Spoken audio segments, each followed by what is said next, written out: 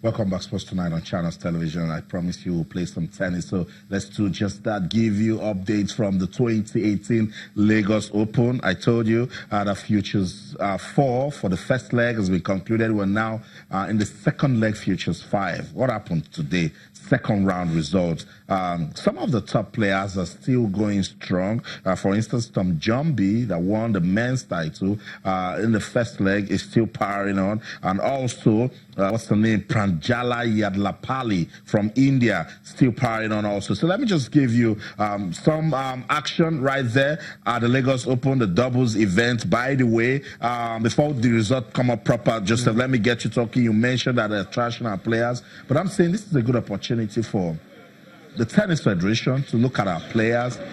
They don't necessarily need to go to major competition, but organize competitions here and there so that they can actually get into that competitive, play a lot of tennis, and who knows? Yeah, absolutely. I mean, you cannot overemphasize the importance of that. They need to be very, very active locally, and to prep them up for international engagement.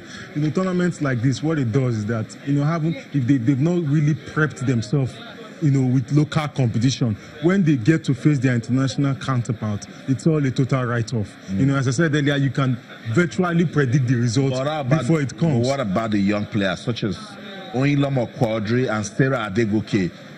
Good experience for them. Yeah, Oyinlomo Quadri has been out of the country. Even Mary Love as well. Morocco. As well. So I mean, if when they are exposed to international, facilities and the competition, it goes a long way to helping, their improvement. Those ones really, they don't need much in terms of local competition because they're already pairing up, sparring with people outside the shores of this land. So they are in a much better condition. But what my concern is the other guys that are local, playing local. What are the structures that we are putting in place to make sure that they are engaged? The structure that we are putting in place in terms of competition, they are regular competition, but we have very few of such. And by the time they show up at the Lagos Open, it's quite embarrassing. I see them losing in 6-love, and I mean it's quite embarrassing. Expect them to go all the way if they don't win. Govias Aryan of India defeated Ouaka Aziz of Tunisia 7-6, 6-1.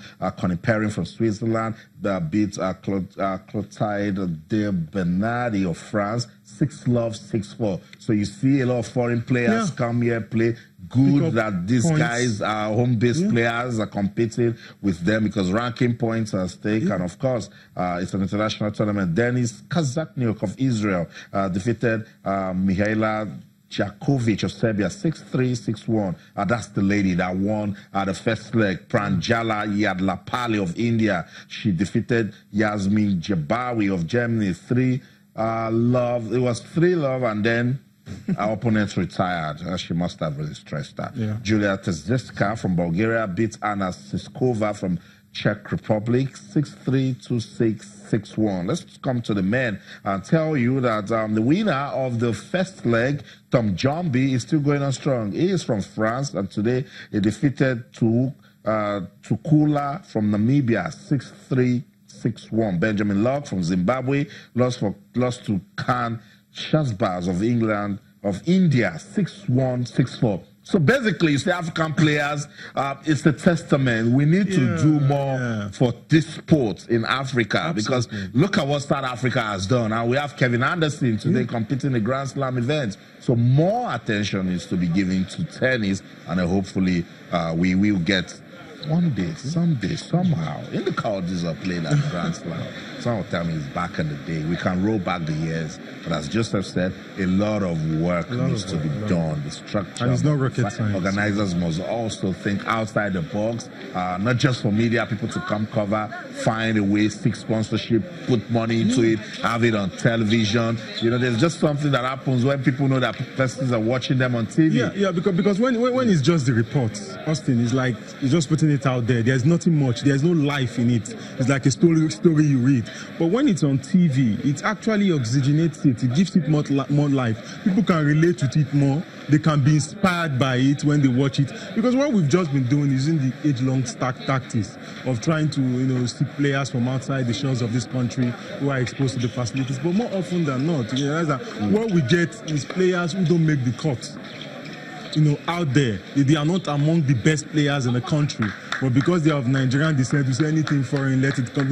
Let's just have them here. But it's not going to work. We really need to stop doing things the way we've always done it. Do something new, strategize, and then move forward. That's it. That's it. For tennis to thrive, we must build structures. There is the league. We know about the league. We know a lot of work is being done to junior tennis also.